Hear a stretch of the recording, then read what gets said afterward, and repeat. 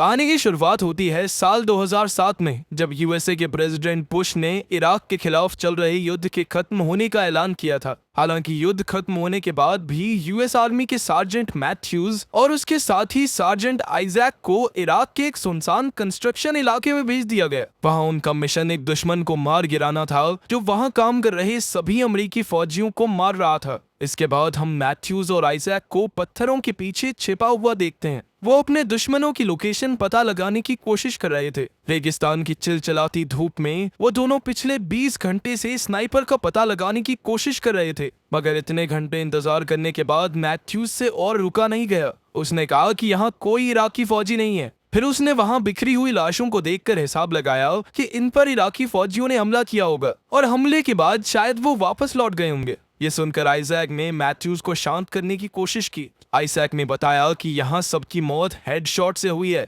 सबके दिमाग में गोली लगी है सीधी, यानी कि ये काम किसी प्रोफेशनल स्नाइपर का है। मगर मैथ्यूज को ये बात हजम ही नहीं हुई। उसने कहा कि कोई भी इराकी स्नाइपर इतना बेहतरीन नहीं है जो 30 सेकंड के अंदर इतने फौजियों को मार गिराए। खैर, फिर कुछ घंटे और इंतजार करने के बाद मैथ्यूज ने खुद इस इलाके का मुआयना करने का फैसला किया। वो अपने अड्डे से बाहर निकला और उसने आइजैक को पीछे से कवर देने को कहा। फिर वो कंस्ट्रक्शन साइट की ओर बढ़ने लगा। जल्द ही वो मजदूरों और फौजियों की लाशों तक पहुंचा। उसने एक फौजी का रेडियो उठा लिया और आगे बढ़ गया। इधर आइजैक को मैथ्यूज पर नजर रखने में काफी परेशानी हो रही थी, क्योंकि उसकी दूरबीन धुंधली हो गई थी। उसने ये बात मैथ्यूज को बताई, मगर मैथ्यूज ने उसे ही डांटते हुए कहा कि उसे दूरबीन बदल कर चलना चाहिए था। इस पर आइजैक ने उसे बताया कि ये दूरबीन उसके शहीद दोस्त डीन की है और वो इसे बदलना नहीं चाहता था क्योंकि इससे डीन की यादें जुड़ी हैं। बाद में जब मैथ्यूज ने सबकी लाशें देखी तो पता चला कि सचमुच इन सभी की मौत हेडशॉट से ही हुई है। अब उसे शक हुआ कि हो सकता है स्नाइपर आसपास ही हो,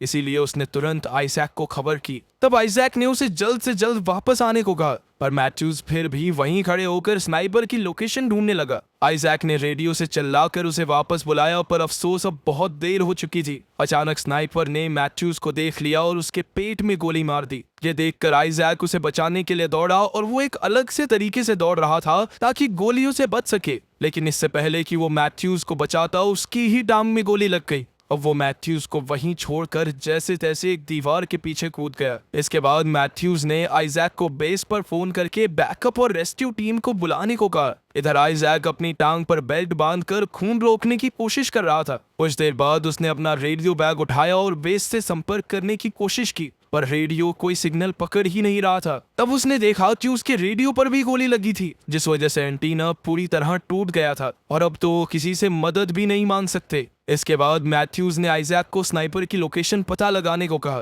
ताकि मैथ्यूज पर निशाना लगा सके। आइजैक ने उसे रोकते हुए चेतावनी दी कि अगर वो जरा सा भी हिला तो स्नाइपर उस पर फिर से गोली चला देगा। इसके बावजूद भी मैथ्यूज ने अपनी राइफल उठाने की कोशिश की, मगर वो ज्यादा खून बहने की वजह से बीच में ही बेहोश हो गया। तब आइजैक को एहसास हुआ कि वो फिलहाल कुछ नहीं कर सकते, इसीलिए उसने अपनी टांग से गोली निकाली और उस पर पट्टी करने लगा, जिसके बाद वो भी बेहोश हो गया। बाद में जब उसे होश आया तो आइजैक ने देखा कि उसके रेडियो ईयरफोन में से कुछ आवाज आ रही थी। ऐसा लग रहा था कि बेस से कोई ऑफिसर उससे बात करने की कोशिश कर रहा है। ये देखकर आइजैक बेहद खुश हुआ और उसने तुरंत बैकअप और दवाइयां भेजने की गुजारिश की। पर जब बाद में ऑफिसर ने उसकी सटीक लोकेशन मांगी तो आइजैक को थोड़ा शक हुआ। ऑफिसर ने आइजैक को खड़े होकर हवा में गोली चलाने को कहा ताकि उन्हें आइजैक की लोकेशन का पता चल जाए। ये सुनकर आइजैक ने कहा कि ये तो कानून के खिलाफ है। इसके बाद उसने ऑफिसर की बोली पर ध्यान दिया तो वो समझ गया कि यह आदमी अमेरिकन नहीं है, बल्कि सामने छुपा हुआ स्नाइपर है जिसके पास अमेरिकन बेस के सिग्नल हैं। हालांकि स्नाइपर का पर्दाफाश हो चुका था, पर वो फिर भी आइजैक से बात करता रहा। पहले तो आइजैक ने बात करने से मना कर दिया, पर जब स्नाइपर ने मैथ्यूज पर फिर से गोली चलाने की धमकी दी तो आइजैक को मानना पड़ा। बात करने के साथ साथ आइजैक जमीन पर इस इलाके का नक्शा बना रहा था ताकि वो स्नाइपर की लोकेशन का अंदाजा लगा सके। कुछ पलों बाद स्नाइपर ने आइजैक को बताया कि वो एक आम इराकी आदमी है जो अपने देश को बचाना चाहता है। फिर स्नाइपर ने आइजैक से उसके परिवार के बारे में पूछा, मगर आइजैक ने कहा कि वो ये सब नहीं बता सकता। फिर आइजैक ने कहा कि अमेरिकी फौजी तो यहाँ इराक में उनका विकास करने आए हैं, फिर तुम लोग हमें मारना क्यों चाहते हो? ये सुनकर स्नाइपर हंसने लगा और कहने लगा कि तुम लोग सिर्फ अपने बारे में सोचते हो, हमारा सारा पैसा लूट के ले जा रहे हो, तेल लूट के ले जा रहे हो, शर्म नहीं आती तुम्हें झूठ बोलते हुए। खैर, फिर बाद में आइजैक ने अपने बारे में कुछ नहीं बताया तो स्नाइपर ने फिर से मैथ्यूज पर गोली चलाने की धमकी दी। मगर इस बार आइजैक ने उस पर ध्यान नहीं दिया। फिर स्नाइपर ने कहा कि वो डीन की मौत का सच जानता है। उसके मुंह से अपने दोस्त का नाम सुनकर आइजैक के तो होश ही उड़ गए और वो सोचने लगा कि स्नाइपर को इसके बारे में कैसे पता चला। फिर बाद में आइजैक ने अपनी बोतल से पानी पीने की कोशिश की, पर उसमें भी स्नाइपर की गोली लगी हुई थी। इधर स्नाइपर इसके बारे में पहले से जानता था और उसने कहा कि उसने जानबूझकर आइजैक की बोतल, रेडियो और उसकी टांग पर गोली चलाई। उसने ऐसा इसलिए किया ताकि आइजैक यहाँ से बचकर भाग न सके। फिर स्नाइपर ने कहा कि वो कल सुबह होने से पहले मर जाएगा क्योंकि उसका खून बहुत तेजी से बह रहा है। इसके बाद आइजैक ने परेशान होकर स्नाइपर के हथियार का पता लगाने की कोशिश की और उसे गुस्सा दिलाने के लिए आतंकवादी कहकर बुलाया। और स्नाइपर ने हंसते हुए कहा कि बेगाने मुल्क में बंदूक लेकर तुम घुसे और आतंकवादी मैं हुआ ना। खैर फिर कुछ देर दूरबीन से देखने के बाद आइजैक ने पता लगा ही लिया कि स्नाइपर कचरे के ढेर के पीछे छिपा हुआ था। उसने हिसाब लगाया कि ये स्नाइपर जरूर कोई प्रोफेशनल है, पर स्नाइपर ने तो कहा था कि वो सिर्फ एक आम इराकी आदमी है। ये सुनकर आइजैक ने कहा कि इराकी लोगों को इतनी अच्छी ट्रेनिंग नहीं मिली, तुम जरूर पहले यूएस आर्मी ऑफिसर रहे होगे जिसके बाद तुमने अपने ही देश को धोखा दिया है। और स्नाइपर ने कहा कि ये सच नहीं है क्योंकि वो सिर्फ उन्हीं लोगों को मारता है जो पहले उस पर वार करते हैं। खैर जल्द ही आइजैक पानी की कमी की वजह से जमीन पर गिर गया। बाद में स्नाइपर ने आइजैक से कहा कि मरने के बाद मैं तुम लोगों का वो हाल करूंगा कि तुम्हारे अपने लोग भी तुम्हें पहचान नहीं पाएंगे। तुम हमारे देश में घुसकर हमारे लोगों को मारते हो और हमारी ही चीजें चुराकर अपने देश को अमीर बनाना चाहते हो। अब वो स्नाइपर थोड़ा गुस्सा करने लगा था। खैर आइजैक यही चाहता था कि स्नाइपर गुस्से में आकर कोई तो गलती करे। कुछ समय बाद आइजैक ने उस स्नाइपर को बेवकूफ बनाने के लिए एक लकड़ी पर अपनी जैकेट और हेलमेट डालकर उसे ऊपर कर दिया, मगर स्नाइपर इस जाल में नहीं फंसा और इस चक्कर में आइजैक अपना हेलमेट भी खो बैठा। अब आइजैक के पास कोई चारा नहीं था, इसलिए वो अपनी जान जोखिम में डालकर एक मरे हुए फौजी के पास भागा ताकि उसके बैग में से कुछ काम की चीजें मिल जाएं। मगर जैसे ही वो वापस लौटा तो उसने देखा कि उसकी दूरबीन टूट चुकी थी और अब तो वो स्नाइपर पर नजर भी नहीं रख पाएगा। खैर फिर आइजैक को अपने रेडियो से कुछ आवाज सुनाई दी और तब उसे पता चला कि मैथ्यूज तो असल में जिंदा है। उसने चिल्लाकर मैथ्यूज को बताया कि स्नाइपर कचरे के ढेर में छुपा हुआ है। तब मैथ्यूज ने अपनी जेब से एक चमकता हुआ शीशा निकाला और कचरे के ढेर को देखा।